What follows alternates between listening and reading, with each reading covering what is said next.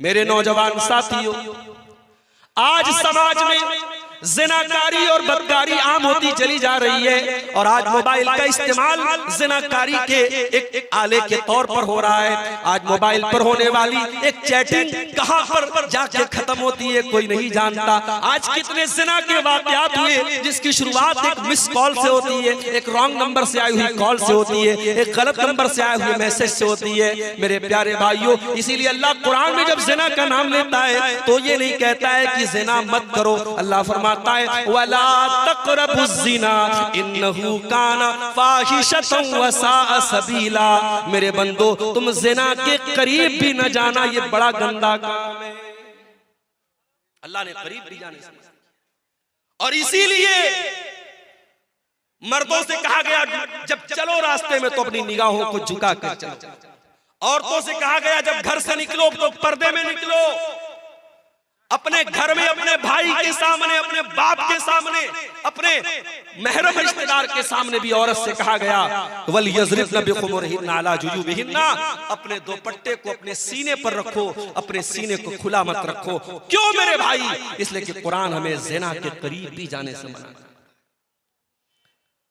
India की हुकूमत ने इजाजत दे दी, इंडिया से कोई औरत अगर हज करने जाना चाहती है, उम्रा करने जाना चाहती है, उसे किसी मर्द की जरूरत नहीं है, वो अकेली जा सकती है, उसे किसी महरम की जरूरत नहीं है। मगर आप किसी आलिम से फतवा जाके पूछो, कटिहार का इलाका है, मौलाना रहमतुल्लाह साहब बड़े आलिम है, शेख इनामुल हक मदनी साहब बड़े आलिम है, जाके पूछो कि शेख साहब औरत उम्रा करने जाना चाहती है, उसका कोई महरम रिश्तेदार नहीं है, क्या कर सकती है? उलमा जवाब देंगे नहीं कर सकती है। क्यों? आज के दौर में कोई पुराने जमाने की तरह सफर नहीं हो रहा है, घोड़े पे सफर नहीं हो रहा है, ऊंट पे सफर नहीं हो रहा है, फ्लाइट का सफर है। बागडोगरा और कलकत्ता से आप फ्लाइट पकड़े और डायरेक्ट आप सऊदी अरब पहुंच जाए, रियाद पहुंच जाए, 4 घंटे में आप सऊदी अरब पहुंच जाए। आज के दौर में तो कोई खतरा नहीं है। मगर उलमा जवाब यही देंगे कि ये कुरान, ये नबी का हुक्म है, ये शरीयत का हुक्म है, हमें इसमें मंतिक नहीं लगाना है, हमें इसमें लॉजिक नहीं लगाना है। औरत को अगर उम्रा करना है, हज करना है, तो उसका कोई महरम रिश्तेदार होना चाहिए या उसका शौहर होना चाहिए। मेरे प्यारे साथियों, क्यों इस्लाम ने ये हुक्म दिया? इसलिए कि इस्लाम ज़िना के करीब भी जाने से हमें मना करता है। अल्लाह ने कहा था आदम तुम इस पेड़ के करीब भी ना जाना। शैतान ने बहकाया और आदम अलैहिस्सलाम ने और उनकी बीवी हव्वा ने, दोनों ने उस पेड़ को खा लिया, उसके फल को खा लिया। अब जैसे ही दोनों ने फल को खाया, कुरान क्या कहता है? फलम्मा ज़ाक़ा शजरत बदत लहुमा सौआतुहुमा व तफ़िका यक़सिफ़ानी अलैहिमा मिन वरक़िल जन्ना। दोनों ने जब उस पेड़ को खा लिया तो दोनों के बदन से कपड़े उतर गए और दोनों नंगे हो गए। हमारे बाप आदम भी नंगे हो गए, हमारी माँ हव्वा भी नंगी हो गई। हाय हाय, अब जैसे नंगे हुए, अच्छा इसका मतलब कि जन्नत में कपड़ा था, इसका मतलब कि जन्नत में कपड़ा था, दोनों कपड़ा पहने हुए थे, कपड़े उतर गए, दोनों नंगे हो गए। अब नंगा रहना उनको पसंद नहीं है। कुरान कहता है दोनों अपने आप को कवर करने लगे, ढांपने लगे। जन्नत के जो पेड़ पौधे थे उसके पत्तों से अपनी शर्मगाह को ढांपने लगे। पता ये चला कि नंगा रहने वाला और नंगी रहने वाली औरत ये हजरत आदम की औलाद में से कहलाने की हकदार नहीं है। आदम का कल्चर ये नहीं है, ये हव्वा का कल्चर नहीं कि नंगा रहा जाए। आज चले जाओ, आपके इंडिया की बात कर रहा हूं, आप गोवा में चले जाओ, गोवा में चले जाओ, समंदर के बीच पर जवान जवान औरतें पूरे जिस्म को नंगा करके धूप खा रही हैं और दुनिया कहती है साहब ये बड़े मॉडर्न लोग हैं, बड़े ये तरक्की याफ्ता लोग हैं। मैं थूकता हूँ ऐसी तरक्की पर, मैं थूकता हूँ ऐसी तहजीब पर, मैं थूकता हूँ ऐसे कल्चर पर। ये आदम का कल्चर नहीं है, ये हव्वा का कल्चर नहीं है। मेरे बाप आदम और मेरी माँ हव्वा के बदन से जब कपड़ा उतरा, दोनों को शर्म महसूस हुई और दोनों ने अपनी शर्मगाह को कवर किया, अपने आप को कवर किया, अपने आप को ढांका। अब अल्लाह ने कहा ऐ आदम मैंने तुमको मना किया था, ऐ हव्वा मैंने तुमको मना किया था उस पेड़ के करीब न जाना, तुमने पेड़ को क्यों खाया? ऐ आदम ऐ हव्वा तुमने बहुत गलत काम किया। मैंने बताया था शैतान तुम्हारा बहुत बड़ा दुश्मन है, फिर भी तुम शैतान की चाल में आ गए। अब हजरत आदम को एहसास हुआ, हजरत हव्वा को एहसास हुआ कि हमसे गलती तो बहुत बड़ी हुई। अब दोनों ने अल्लाह की बारगाह में हाथ उठाया। क़ाला रब्बना ज़लमना अनफुसना व इल्लम तग़फिर लना व तरहमना लनकूनन्ना मिनल ख़ासिरीन। दोनों ने पुकारा, ऐ हमारे परवरदिगार, हमने ये गलती करके अपने ऊपर बहुत बड़ा जुल्म कर लिया, बहुत बड़ा अत्याचार कर लिया। एक नुक्ता बताओ, एक पॉइंट बताओ, कोई गुनाह करने वाला किसी और पर जुल्म नहीं करता है, सबसे पहले वो अपने ऊपर जुल्म करता है। जो हराम काम करता है, जो जिना करता है, जो शराब पीता है, जो जुआ खेलता है, जो नमाज नहीं पढ़ता है, जो अल्लाह को नाराज करने वाला कोई भी काम करता है, वो सबसे पहले अपने ऊपर अत्याचार करता है, अपने आप को हलाकत में डालता है। हमारे बाप आदम की दुआ हमें ये सबक दे रही है, रब्बना ज़लमना अनफुसना, ऐ हमारे परवरदिगार, हमने अपने जान के ऊपर जुल्म किया है, व इल्लम तग़फिर लना व तरहमना, और अल्लाह अगर तूने हमें माफ न किया और तूने हमको नहीं बख्शा, तूने हम पर रहम न किया, लनकूनन्ना मिनल खासिरीन, ऐ अल्लाह हमसे ज्यादा खसारे वाला, हमसे ज्यादा नुकसान वाला कोई नहीं होगा। अल्लाह ने तौबा कबूल की। देखो, गलती तो इब्लीस ने भी की थी। अल्लाह ने इब्लीस से कहा था आदम को सजदा करो, इब्लीस ने कहा मैं नहीं करूंगा। इब्लीस ने सजदा नहीं किया। गलती इब्लीस ने भी की, गलती आदम ने भी की, मगर इब्लीस का तरीका यह है कि गलती करके ढिठाई करो, चोरी करके सीना जोरी करो, गुनाह करके गुनाह की दलील दो। और आदम का तरीका यह है, गुनाह हो जाए, गलती हो जाए, खता हो जाए, अल्लाह से माफी मांग लो। मेरे भाइयों, अब जो आदम की औलाद है, जो आदम से अपना रिश्ता जोड़ता है, उससे अगर कभी गुनाह हो जाए तो वो तौबा कर ले। इसीलिए अल्लाह के प्यारे नबी फरमाते हैं, कुल्लु बनी आदम खत्ताउन व खैरुल खत्ताईन अत-तव्वाबून। ऐ आदम की औलाद, तुम सबके सब गुनहगार हो, तुम सबके सब खताकार हो। आदम का हर बेटा खताकार है, हव्वा की हर बेटी खताकार है। अगर कोई कहता है साहब, मौलवी साहब मैंने आज तक कभी कोई गुनाह नहीं किया है, झूठ बोल रहा है। कोई ये दावा कर ही नहीं सकता उसने कभी कोई गुनाह नहीं किया। हर इंसान के दामन पे कुछ न कुछ धब्बे जरूर है मेरे भाई। ये अलग बात है, किसी के धब्बे नजर आते हैं और कोई चमकीला कपड़ा पहन के और व्हाइट कलर का कुर्ता पहन के और बेहतरीन टोपी लगा के निकलता है, उसका कपड़ा और उसका उजला कपड़ा उसके दामन के स्याह उसके कारनामों को छुपा लेता है, मगर दामन सबका गंदा है मेरे प्यारे भाइयों। अल्लाह के नबी कह रहे हैं आदम के तमाम बेटे खताकार हैं, लेकिन हाँ सबसे बेहतरीन खताकार वो है अत-तव्वाबून, जो खूब तौबा करता हो, जो खूब अल्लाह से माफी मांगता हो। मेरे प्यारे साथियों, गुनाह हो सकता है, गुनाह करने के बाद इंसान को तौबा कर लेनी चाहिए। जानते हो, गुनाहों की वजह से दुनिया में जितनी कौमें तबाह हुई, सब गुनाह की वजह से। कौम आद का नाम सुना है?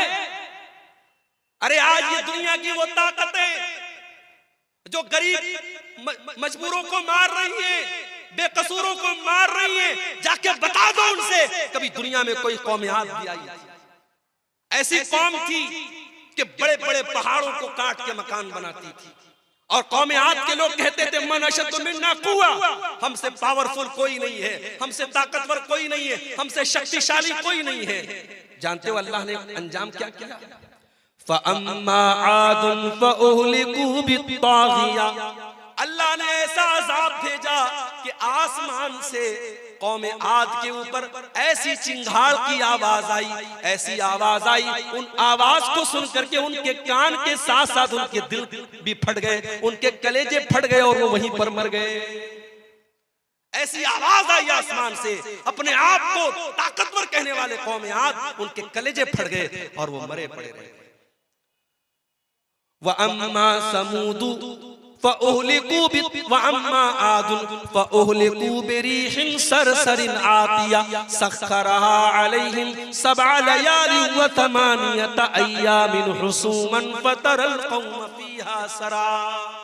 कौमे समूद के ऊपर अजाब आया, आसमान से आवाज आई, और कौमे आद के ऊपर क्या अजाब आया, अल्लाह ने 8 दिन लगातार ऐसी हवा चलाई, पटक पटक के अल्लाह ने मारा, और कौमे आद के लोग जमीन पे ऐसे मरे पड़े थे, उनकी खोपड़ी अलग है, उनका धड़ अलग है, उनका सर अलग है। अल्लाह कहता है खजूर के सड़े हुए तरों की तरह जमीन पे पड़े थे। ये अंजाम कौमे आद का हुआ। क्यों हुआ मेरे भाई? उन्होंने अल्लाह को नाराज किया था, उन्होंने गुनाह किया था। कौमे समूद का ये अंजाम क्यों हुआ? उन्होंने हजरत शुएब की, उन्होंने हजरत सालेह की नाफरमानी की थी, और अल्लाह के हुक्म से जो ऊँटनी आई थी उस ऊँटनी को उन्होंने कत्ल कर दिया था। जब जब धरती पर पाप हुआ है, जब जब धरती पर गुनाह हुआ है, धरती पर अल्लाह का अज़ाब आया है। और आगे बढ़ी, हजरत लूत अलैहिस्सलाम की कौम की हालत देखिए। ये आने वाले मुसाफिरों को लूट लिया करते थे, ये डाका डाला करते थे, और ये अपनी औरतों के बजाय मर्द मर्द के साथ अपनी शहवत पूरी करता था, मर्द मर्द से जिस्मानी ताल्लुक कायम करता था। ये इगलाम बाजी किया करते थे, ये लौंडेबाजी किया करते थे, ये मर्द मर्द के साथ नाजायज काम किया करता था। आज भी समाज में ये गंदा काम करने वाले कान खोल करके सुन ले, इगलाम बाजी करने वाला ये ज़िनाकारी से बड़ा गुनाह करता है। ज़िनाकारी करने वाला गलत कर रहा है, मगर इगलामबाजी करने वाला बहुत गलत काम कर रहा है, वो अल्लाह के अजाब को दावत दे रहा है। हजरत लूत अलैहिस्सलाम की कौम ने जब ये गंदा काम किया तो जानते हो उनका अंजाम क्या हुआ? उनके ऊपर आसमान से पत्थरों की बारिश की गई, और अल्लाह ने पूरी उनकी बस्ती को पलट दिया। और आज भी सऊदी अरब के सफर पे आप चले जाएं तो वहां आपको वो जगह मिल जाएगी, और वहां पे डेड सी के नाम से वो जगह है, और उस डेड सी जिसको कहते हैं बहरे मुर्दार, उस पानी के अंदर आज भी उस बस्ती के अवशेष पाए जाते हैं, उस इलाके की चीजें पाई जाती हैं जो हजारों साल पहले जिसको अल्लाह ताला ने अजाब भेजा था और पूरी बस्ती को उलट दिया था। मेरे भाइयों, इसने अल्लाह की फितरत को बदल दिया। जो काम औरत के साथ और बीवी के साथ करना चाहिए वह मर्द मर्द के साथ करता था। अल्लाह ने उसकी सजा क्या दी? अल्लाह ने आसमान से पत्थर बरसाया और पूरी बस्ती को उलट दिया। और आगे शुएब अलैहिस्सलाम को देखिए, उनकी कौम क्या करती थी? 400 बीसी करती थी, अपने तराजू में डंडी मारा करती थी, और 1 किलो सामान देना होता था तो 900 ग्राम दिया करती थी। नाप तोल में कमी किया करती थी, 400 बीसी किया करती थी। अल्लाह ने हजरत शुएब अलैहिस्सलाम की कौम पर आसमान से ऐसी बदली भेजी, उनको जब बारिश थम गई और गर्मी लगने लगी और आसमान में बदली नजर आई, उनको लगा कि बारिश होगी, वो जल्दी से बदली के नीचे जाके खड़े हो गए, और बदली से आग बरसने लगी और पूरी बस्ती का काम खत्म हो गया। अल्लाह ताला ने ऐसा अजाब भेजा हजरत शुएब की कौम के ऊपर। मेरे भाइयों, इतिहास बताता है, कौमों की तारीख बताती है, जब जब धरती पर अल्लाह की नाफरमानी हुई है, गुनाह हुआ है, अल्लाह का अजाब आया है। इसीलिए अल्लाह कुरान के 20वें पारे के लास्ट में फरमाता है, फकुल्लन अखज़ना बिज़ंबिही फमिनहुम मन अखज़तहु सयहतु वमिनहुम मन अरसलना अलैहि हासिबा वमिनहुम मन खसफना बिहिल अर्दा वमिनहुम मन अगरकना। मेरे बंदो, हमने हर कौम को जिसको हलाक किया उसके गुनाह की वजह से हलाक किया। किसी के ऊपर आसमान से पत्थर बरसाया, किसी के ऊपर आसमान से आवाज आई, और किसी को जमीन में धसा दिया, और किसी को समंदर में डुबा डुबा के मार दिया। एक साहब थे, उनका नाम था फिरौन। वो क्या करता था? बच्चों को मरवा देता था, बच्चों को मरवा देता था। अच्छा, फिरौन का नाम हम सुनते हैं कहते बड़ा जालिम, और इस्राइल का नाम आता है तो हमारे कुछ लोग यूट्यूब पर और ट्विटर पे कहते हैं आई स्टैंड विद इस्राइल, मैं इस्राइल के साथ खड़ा। अरे जालिमों, ये बहस छोड़ दो। इस्राइल में जुल्म किसके ऊपर हो रहा है? किस कम्युनिटी पर हो रहा है? किस कौम पर हो रहा है? ये सोचो, पिछले चंद महीनों में गाजा की सरजमीन पर हजारों छोटे छोटे बच्चे मार दिए गए, उनकी कटी फटी लाशें जाके देख लो मेरे भाई, आपके मुंह से निवाला न उतरेगा, आपके हलक से खाना न उतरेगा। अरे बच्चों की क्या गलती होती है मेरे भाई? बच्चे तो सबके प्यारे होते हैं। किसी कहीं स्कूल होता है रोड पर तो सरकार वहां पे बोर्ड लगाती है कि गाड़ी धीरे चलाइए, यहाँ बच्चों का स्कूल है। बच्चों के डॉक्टर के यहाँ जाओ तो बड़े बड़े वहां पे बोर्ड लगे रहते हैं, keep silent there are children, खामोश रहिए यहाँ पर बच्चे हैं। बच्चों से हम इतना प्यार करते हैं, बच्चों का इतना ख्याल करते हैं। मेरा प्रोग्राम होने वाला है मेरठ की सरजमीन पर 17 तारीख को। अभी आज वहां से फोन आया कि परमिशन नहीं मिला। मैंने कहा क्यों नहीं मिला? बोले 18 तारीख को एग्जाम होने वाला है और प्रशासन ने कहा कि हम आपको परमिशन नहीं दे सकते, बच्चों को रात में एग्जाम की तैयारी करना होगा, आप लाउड स्पीकर लगाएंगे, बच्चे तैयारी नहीं कर पाएंगे। इतना बच्चों का लोग ख्याल करते हैं। हजारों लाखों बच्चे मार दिए गए, उनकी लाशें बेगौर कफन पड़ी है मेरे भाई, और आज दुनिया उसका सपोर्ट कर रही है। एक फिरौन, उसको लोग गाली देते बड़ा जालिम था। अरे फिरौन तो बच्चों को मरवाता था, बच्चियों को नहीं मरवाता था। उसको किसी ने बताया था कि तेरी हुकूमत में बच्चा पैदा होगा जो आगे चल के तेरी हुकूमत को खत्म कर देगा। अपने आप को रब कहता था, अपने आप को खुदा कहता था, मगर इतना बुज़दिल था, जब उसको बताया किसी ज्योतिषी ने कि तेरी हुकूमत में ऐसा बच्चा पैदा होगा, उसने ऑर्डर दे दिया, सारे बच्चों को मरवाने का ऑर्डर दे दिया। मगर अल्लाह की कुदरत देखो मेरे भाई कि उसने इतने बच्चों को मरवाया, मगर हजरत मूसा अलैहिस्सलाम को अल्लाह को बचाना था। अल्लाह ने कैसे बचाया, लंबा वाकया है, मैं आपको उधर नहीं लेके नहीं जाना चाहता हूं। किस तरीके से फिरौन के महल में और फिरौन के पैसे से हजरत मूसा की परवरिश होती है। और यही फिरौन, जब मूसा अलैहिस्सलाम उससे आके कहते हैं कि ऐ फिरौन, मैं अल्लाह का रसूल हूं, मैं रब्बुल आलमीन का रसूल हूं, तो फिरौन अल्लाह का मजाक उड़ाता है, कहता है वमा रब्बुल आलमीन, ऐ मूसा कौन रब्बुल आलमीन? मैं सबका रब हूँ, मैं जिलाता हूँ, मैं मारता हूँ। वहाज़िहिल अन्हारु तजरी मिन तहती, ऐ मूसा मैं मिस्र का बादशाह हूँ और ये बड़ी बड़ी नदियाँ मेरे महल के पास से गुजरती हैं।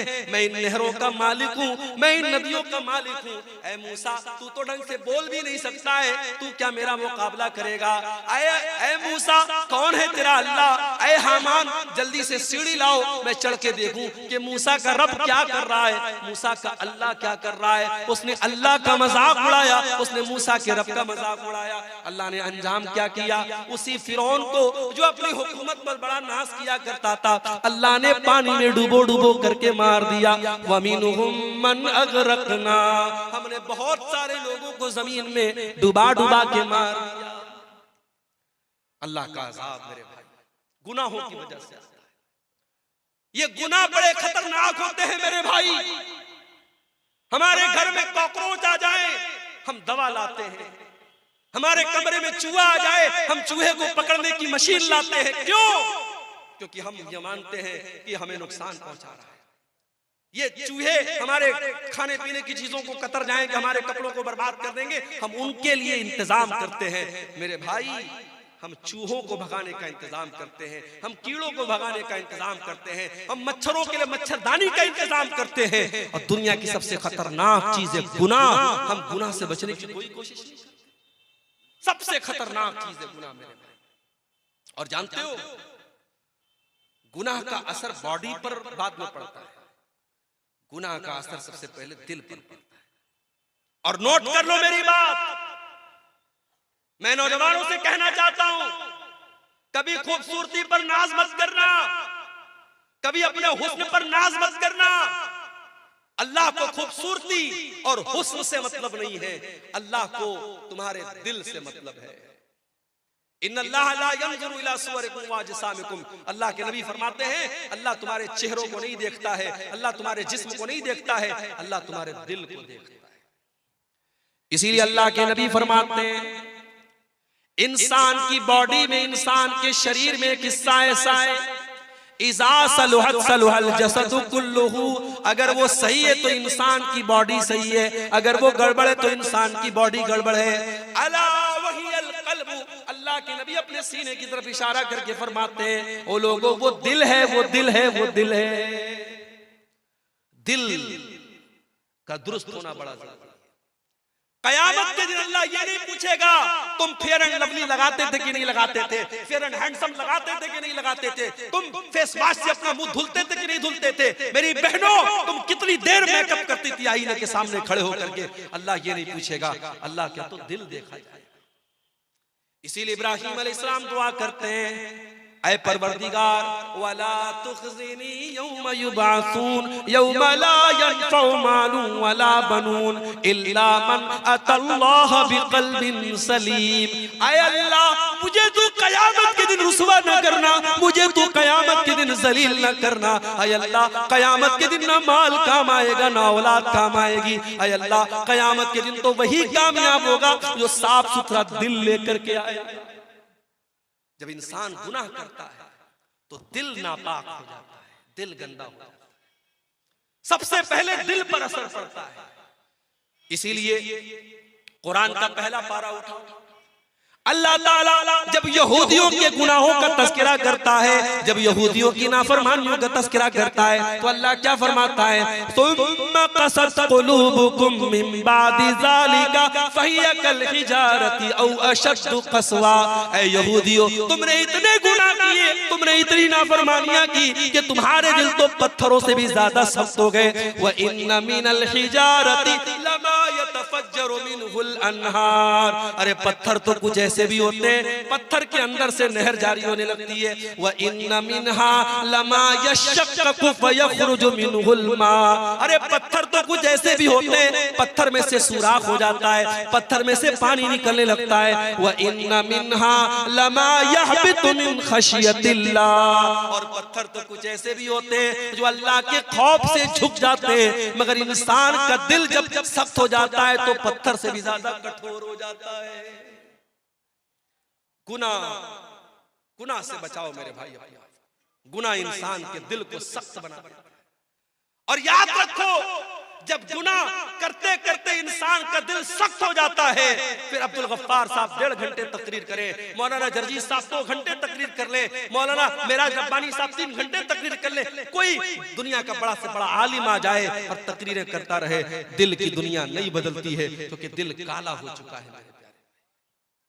अल्लाह के प्यारे नबी फरमाते हैं, जब बंदा कोई गुनाह करता है, नुकितत फी क़ल्बिही नुक्ततुन सौदा, उसके दिल के ऊपर एक काले रंग का धब्बा डाल दिया जाता है, उसके दिल पर एक काले रंग का धब्बा पड़ जाता है। अगर बंदा तौबा कर लेता है और माफी मांग लेता है अल्लाह ताला से, अल्लाह उस धब्बे को इरेज कर देता है, उसे मिटा देता है, उसे साफ कर देता है। लेकिन अगर बंदा दोबारा गुनाह करता है, एक और धब्बा उसके दिल पे डाल दिया जाता है। जब गुनाह पर गुनाह करता चला जाता है, हत्ता कल्बहू, यहाँ तक के पूरा का पूरा दिल काला हो जाता है। और जब दिल काला हो जाता है तो अल्लाह के नबी फरमाते हैं, फिर दिल के ऊपर एक कवर चढ़ जाता है, एक लेयर चढ़ जाती है। और ये वही लेयर है जिसका तज़किरा कुरान के 30वें पारे में अल्लाह फरमाता है, कल्ला बल राना अला कुलूबिहिम मा कानू यक्सिबून।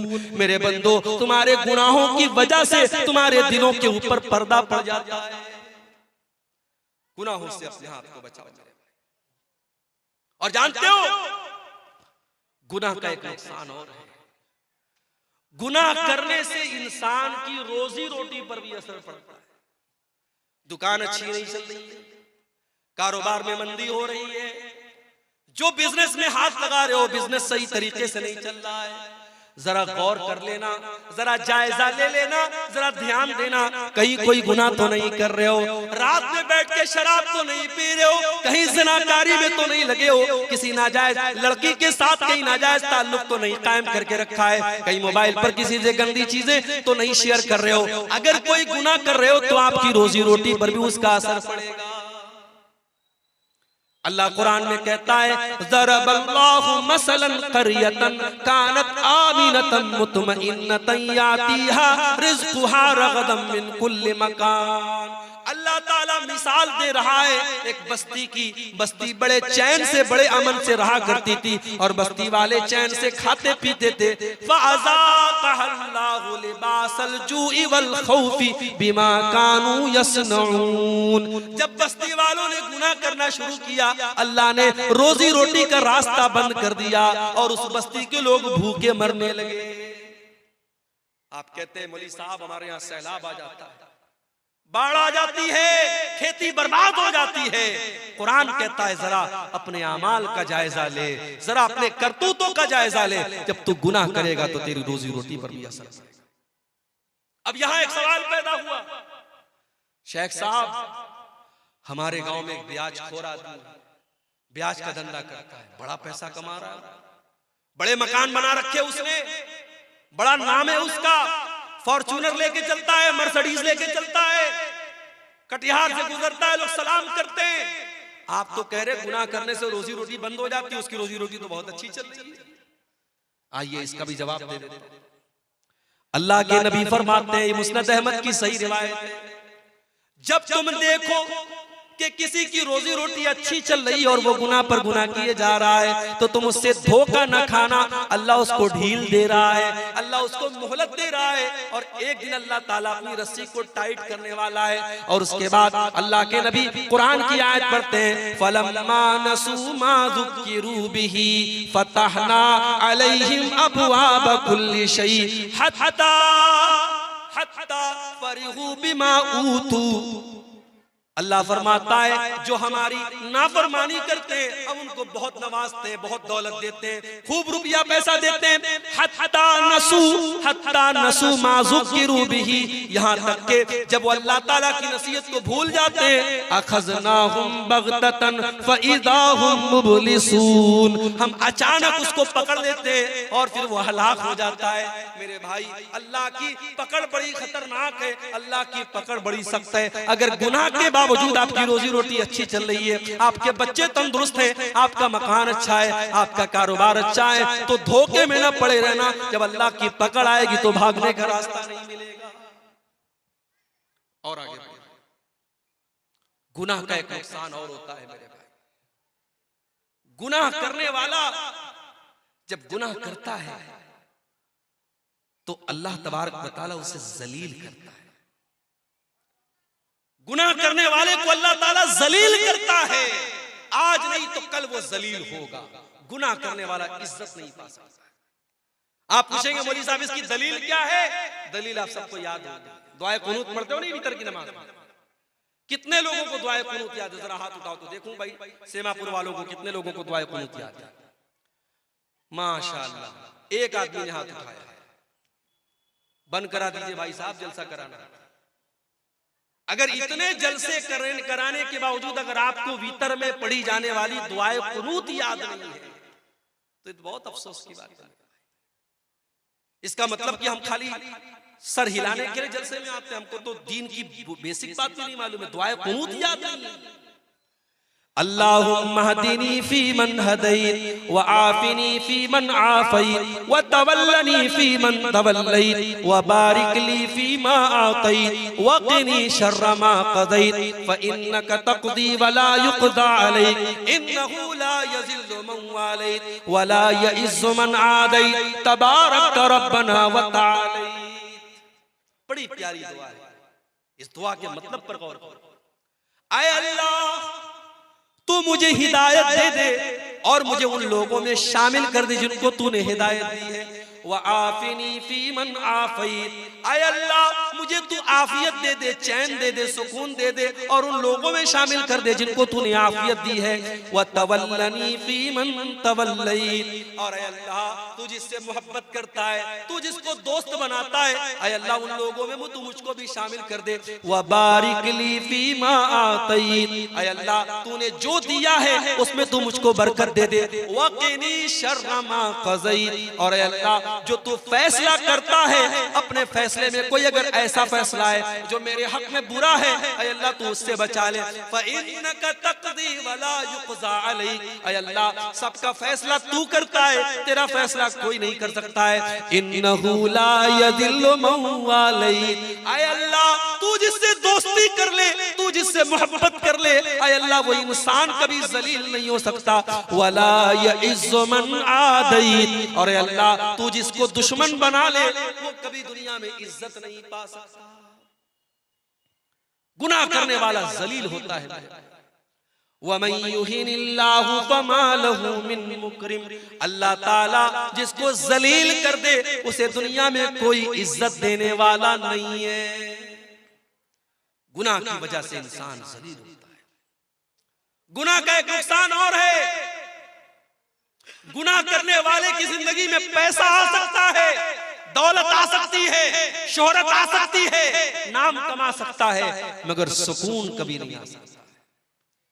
वो दौलत कमाएगा फिर भी रातों में उसको नींद नहीं आएगी, उसके बच्चे उसके नाफरमान हो जाएंगे, उसकी बीवी उससे बेवफाई करेगी, उसके घर में दौलत होगी, शोहरत होगी, सब कुछ होगा, मगर चैन और सुकून नहीं होगा। इसीलिए अल्लाह कुरान में कहता है वमन आरज़ा अन ज़िक्री फ़इन्न लहू मईशतन ज़न्का।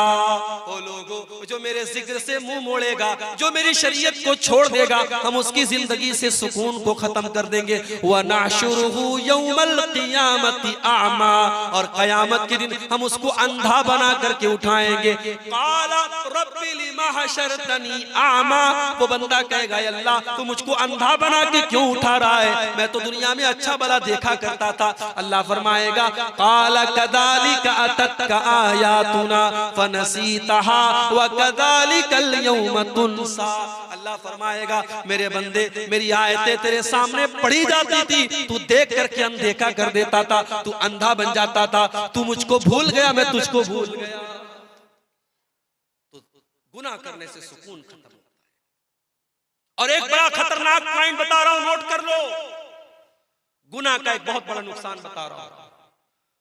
गुनाह करने वाला नेकी से महरूम हो जाता है। आज के दौर में कोई कहता है साहब फजर में नींद नहीं खुलती, क्यों नहीं खुलती भाई? तुमको 3 बजे कटिहार से ट्रेन पकड़नी है, गुवाहाटी जाना है, बनारस जाना है, दिल्ली जाना है, तो 2 बजे उड़ जाता है और अपने घर से निकलता है कि मुझे कटिहार 1 घंटा पहले निकलना है, ट्रेन मुझे पकड़नी। कैसे उड़ जाता है? फजर में नहीं उठता है।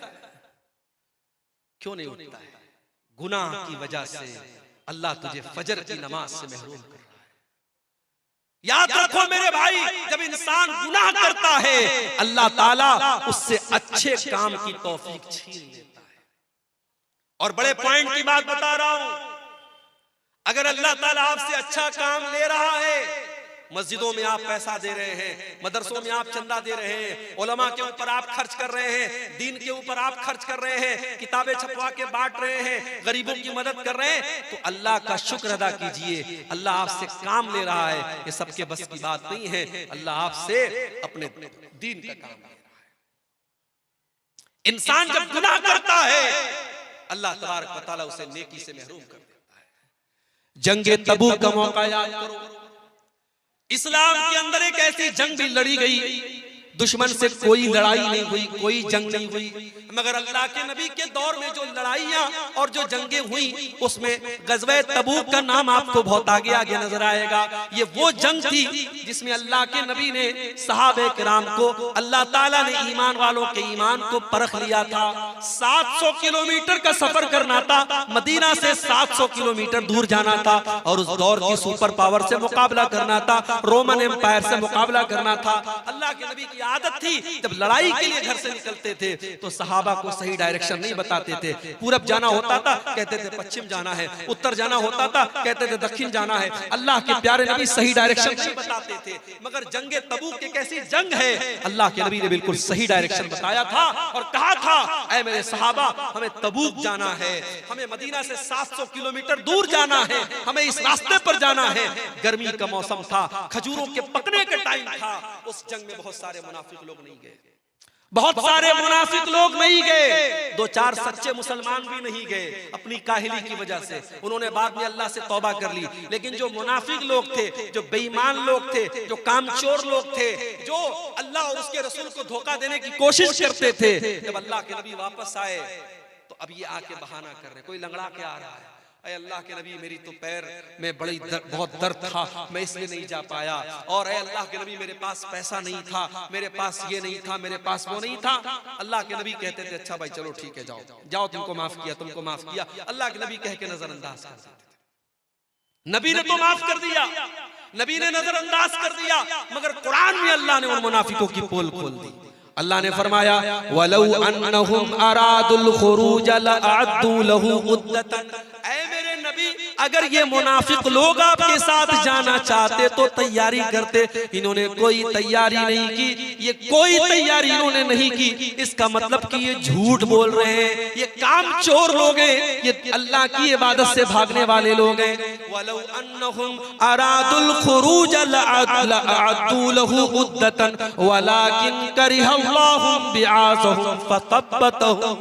ऐ नबी, इन मुनाफिकों को अल्लाह ताला ने महरूम कर दिया, ये चाहते तब भी आपके साथ जा नहीं सकते थे, अल्लाह ने इनको बिठा दिया।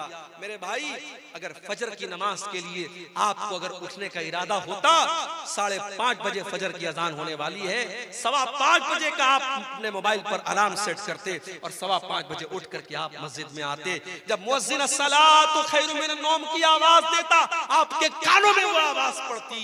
जब आपने इरादा ही नहीं किया, जब आपका मन ही नहीं था, जब आपने उसके बारे में सीरियस उसको लिया ही नहीं, तो अल्लाह आपसे उसकी तौफीक क्यों देगा। इसीलिए हजरत फुज़ैल इब्न अयाज कहा करते थे कि अगर तुम रात में तहज्जुद की नमाज ना पढ़ सको और नेकी का काम न कर सको तो जरा गौर करना, फ़अलम अन्नका मुक़ब्बलुन क़ब्बलत ज़ुनूबुका, तो समझ लेना कि तुम्हारे गुनाहों ने तुमको जकड़ लिया है, तुम अपने गुनाहों के बंधन में बंधे हुए हो। मेरे भाइयों, अपने आप को गुनाहों के बंधन से मुक्त करो। जब तक गुनाहों के बंधन में हम बंधे रहेंगे, अल्लाह ताला नेकी की तौफीक हमको नहीं देगा। अब 2-3 चीजें और बयान करके बात खत्म करो। गुनाह करने वाला जब गुनाह करता है, नोट कर लो मेरी बात, गुनाह करने से दुश्मनी बढ़ती है, नफरत बढ़ती है। 2 दोस्तों में दरार पैदा क्यों होती है? गुनाह की वजह से। 2 रिश्तेदारों में फूट क्यों पड़ती है? गुनाह की वजह से। अल्लाह के नबी फरमाते मा तवाद इस्नानी, जब 2 लोग एक दूसरे से मोहब्बत करते हैं, जब 2 लोग एक दूसरे से दोस्ती करते हैं, ताल्लुक कायम करते हैं, जब 2 लोग एक दूसरे से मोहब्बत करते हैं, उनके दरमियान नफरत तब पैदा होती है जब दोनों में से कोई एक अल्लाह को नाराज करता है। जब कोई गुनाह का काम करता है तो दोस्ती टूट जाती है। एक मिसाल दूं आपको, रमजान आने वाला, रमजान के अंदर एक रात है शबे कद्र। एक रात की फजीलत ये है 1000 महीनों से बेहतर है। 1000 महीने में कैलकुलेट करोगे कैलकुलेटर पर 84 साल। क्या मतलब? एक रात में कुरान पढ़ोगे सवाब मिलेगा 84 साल कुरान पढ़ने से भी ज्यादा। एक रात नमाज पढ़ोगे 84 साल नमाज पढ़ने से ज्यादा सवाब मिलेगा। ये शबे कद्र की फजीलत है। अब मैं आपसे पूछता हूं, कौन सी रात शबे कद्र है? मौली साहब नहीं पता। इतना पता है रमजान के आखिरी अशरे की किसी एक रात में है, लेकिन कौन सी रात है नहीं पता। जानते हो शबे कद्र कौन सी रात है? ये इल्म अल्लाह ताला दुनिया में उतारने वाला था, मगर 2 सहाबी आपस में लड़ पड़े तो अल्लाह ताला ने इस इल्म को उठा लिया। अगर वो न लड़े होते और आपस में इख्तिलाफ न किया होता उन्होंने शबे कद्र के बारे में, तो अल्लाह ताला एग्जैक्ट बता देता कि 25वीं रात शबे कद्र है या 27वीं रात शबे कद्र है या 23वीं रात शबे कद्र है। 2 लोगों ने झगड़ा किया, अल्लाह ने शबे कद्र का इल्म उठा लिया। इख्तिलाफ हमेशा, जब इंसान गुनाह करता है तो इख्तिलाफ पैदा होता है मेरे प्यारे साथी। इसीलिए अल्लाह के नबी जब नमाज खड़ी होती थी, सहाबे किराम से कहा करते थे अकीमू सुफूफकुम, मेरे सहाबा नमाज सही कर लो, सफे दुरुस्त कर लो।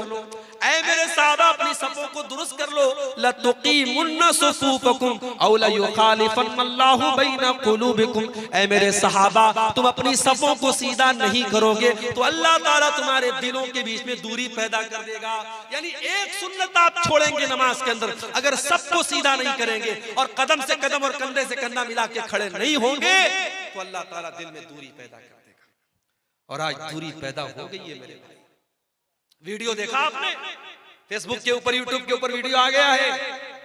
एक मुसलमान को चंद नौजवान पकड़ते हैं, जैसे आजकल बहुत सारे मुसलमानों को मॉब लिंचिंग के लिए पकड़ के उनसे नारे लगवाए जाते हैं। एक मुसलमान को पकड़ के कहते हैं तू बता आला हजरत को मानता है कि नहीं मानता है, तू बता तू फला फला को काफिर मानता है कि नहीं मानता है। उसके मुंह से जबरदस्ती ये नारा निकलवाते हैं और तब उसको जाने देते हैं ये मुसलमान मुसलमान के साथ कर रहा है। एक मसलक का आलिम गिरफ्तार होता है दूसरे मसलक का कि लोग खुशी मनाते हैं कि चलो अच्छा हुआ, दूसरे मसलक का आलिम गिरफ्तार। लगेगी आग तो घर और भी आएंगे जद में, यहां पे सिर्फ हमारा मकान थोड़ी है। मेरे भाई, जब नफरत की आग लगेगी तो दूसरों के घर भी जलेंगे, सिर्फ एक इंसान का घर नहीं जलेगा। अगर आज जमात अहले हदीस का कोई आलिम अगर मुसीबत में है और दूसरे मसलक के लोग खुशी मना रहे, साहब चलो अहले हदीसों का मौलवी गिरफ्तार हो गया और मुसीबत में फंस गया, तो आज हमने देखा अभी हाल में मामला पेश आया, मुफ्ती सलमान अजहरी साहब जो है मुंबई के बरेलवी मसलक के आलिम हैं, हमारा उनसे अकीदे का इख्तिलाफ है, मसलक का इख्तिलाफ है, लेकिन वो अपनी जगह है। लेकिन बहरहाल वो मुसलमानों के एक जमात के आलिम हैं। उनको अभी जूनागढ़ के अंदर उन्होंने एक बयान में एक शेर पढ़ा था, उस शेर की वजह से उनको अरेस्ट कर लिया पुलिस ने। हालांकि जमानत मिल गई है, फिलहाल वो रिहा हो गए, लेकिन अभी केस चल रहा है। मेरे भाइयों, ये हालात है। डॉक्टर जाकिर नायक के ऊपर मसाइल आए, मुसीबतें आई, आज वो बेचारे इंडिया के बाहर हैं। उनको लेकर के कितने लोगों ने बड़ी खुशी मनाई कि चलो भाई डॉक्टर जाकिर नायक अरेस्ट हो गए, बाहर चले गए और इंडिया से बाहर चले गए, लोगों ने खुशी मनाई। उनका इदारा बंद हो गया, उनका स्कूल बंद हो गया, उनका चैनल बैन कर दिया, लोगों ने खुशी मनाई थी। मेरे प्यारे साथियों, ये आपस में नफरत और अदावत क्यों पैदा होती है? जब इंसान गुनाह करता है, गुनाहों की वजह से इंसान के दिल में दूरियां पैदा। और जानते हो, एक नुकसान और है गुनाह का। जब इंसान गुनाह करता है तो उसके बीवी और बच्चों के अखलाक पर भी असर पड़ता है। बच्चे नाफरमान क्यों हैं? बीवी नाफरमान क्यों है? कभी गौर करना। बाप गुटखा खा रहा है, बाप बीड़ी पी रहा है, बाप सिगरेट पी रहा है, बाप शराब पी रहा है, और ये उम्मीद करता है मेरा बेटा पांचों टाइम का नमाजी हो सकता है, पॉसिबल है। लेकिन अगर बाप अगर बदचलन है तो औलाद भी बदचलन होगी। अगर माँ बदचलन है तो बेटियां भी बदचलन होगी। माँ बाप का असर पड़ता है बच्चों के ऊपर। इसलिए अगर चाहते हो हमारे बच्चे सही हो जाएं, हमारी बेटियां सही हो जाएं, तो अपने अखलाक और किरदार को हमें अच्छा बनाना पड़ेगा। जब तक हम गुनाहों से नहीं बचेंगे, हमारी औलाद की अल्लाह ताला उनकी इस्लाह नहीं करेगा। इसीलिए कुरान हमसे ये कहता है, अपनी औलाद को भी जहन्नम की आग से बचाने की फिक्र करो और अपने आप को भी जहन्नम की आग से बचाने की फिक्र करो। या अय्युहल्लज़ीना आमनू कू अनफुसकुम व अहलीकुम नारा, ऐ ईमान वालों अपने आप को और अपने घर वालों को जहन्नम की आग से बचाओ। अब ये तो हो गए गुनाहों के नुकसानात। अब तकरीर का आखिरी पॉइंट कि वो क्या तरीका है जिससे हम गुनाहों से बच जाएं। क्या ऐसा करें हम कि हम गुनाहों से बच जाएं? कुरान हमें तरीका बताता है।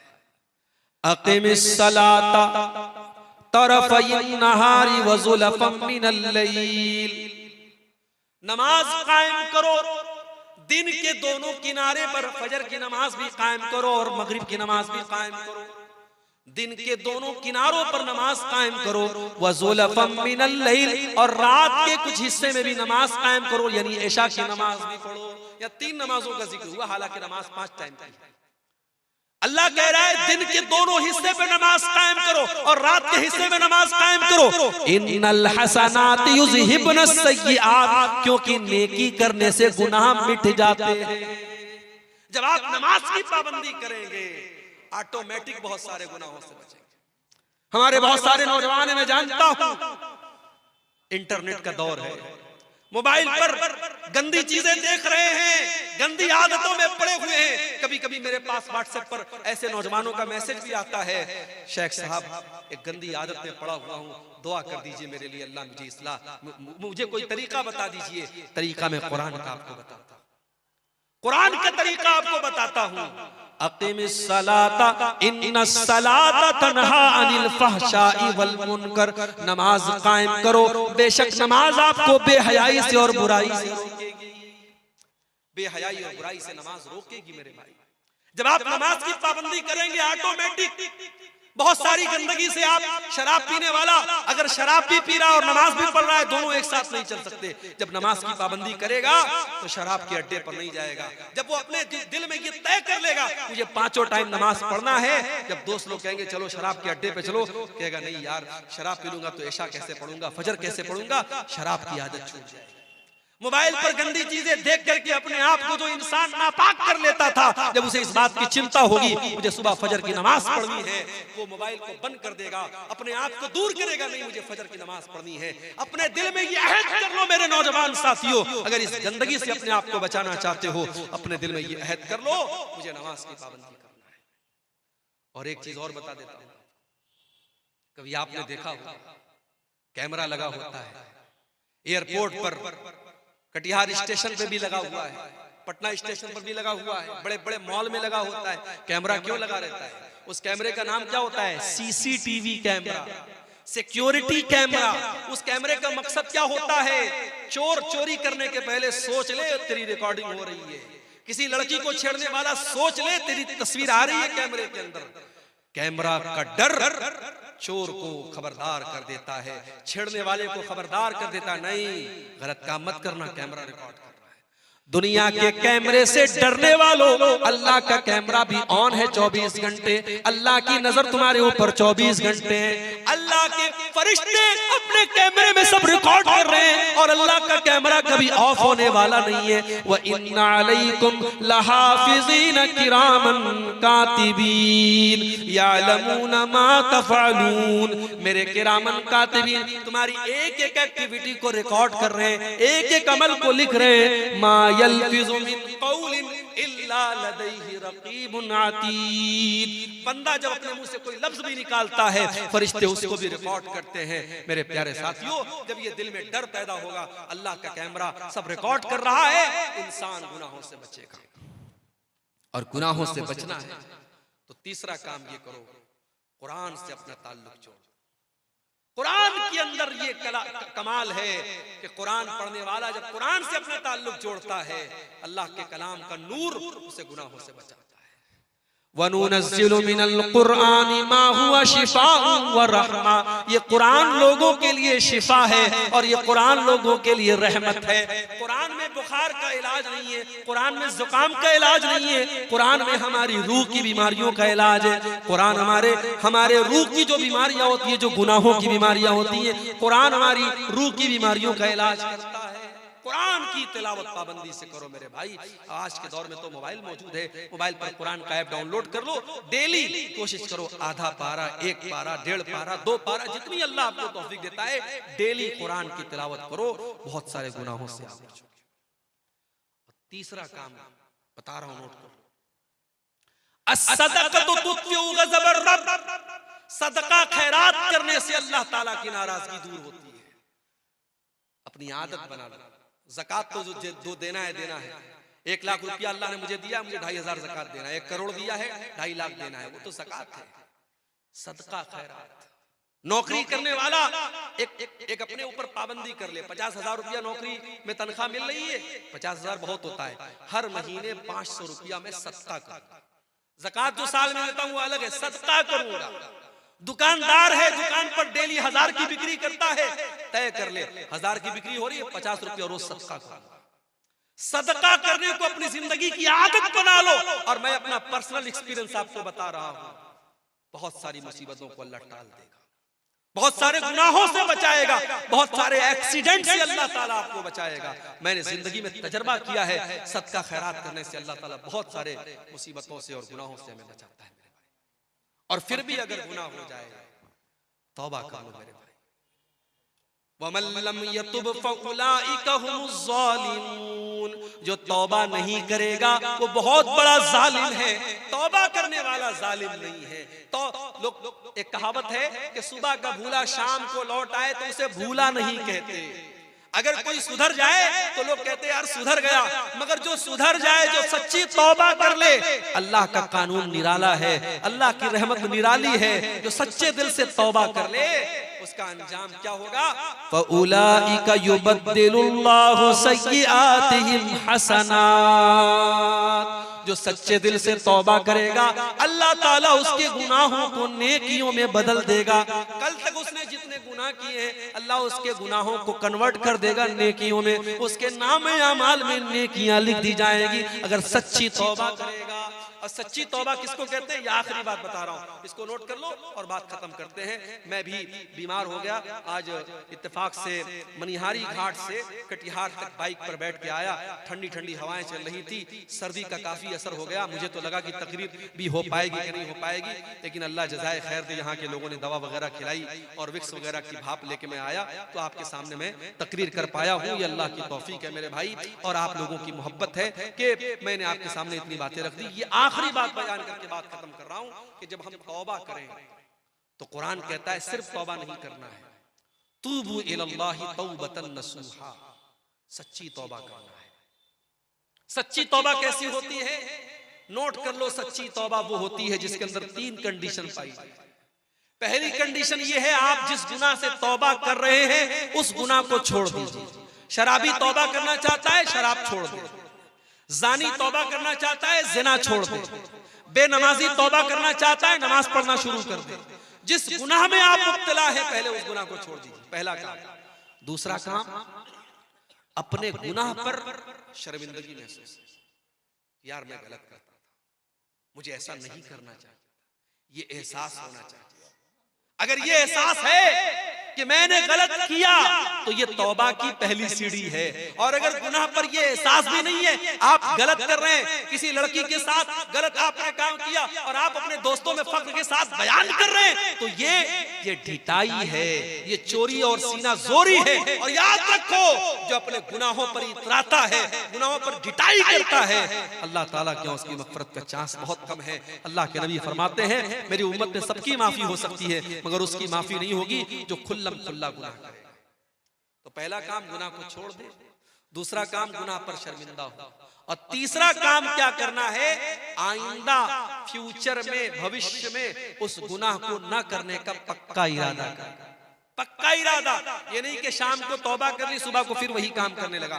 पक्का इरादा कर ले, मुझे ये काम नहीं करना है। ये 3 चीजें अगर हैं तो सच्ची तौबा है। और चौथी चीज और शामिल कर लो, अगर आपने किसी का हक मारा है, किसी का पैसा ले लिया है, किसी को गाली दे दी है, किसी की गिबत की है, तो उससे जाके माफी मांग लो और उसका जो हक लिया है वो हक दे दो, तब आपकी तौबा अल्लाह क्या कबूल होगी।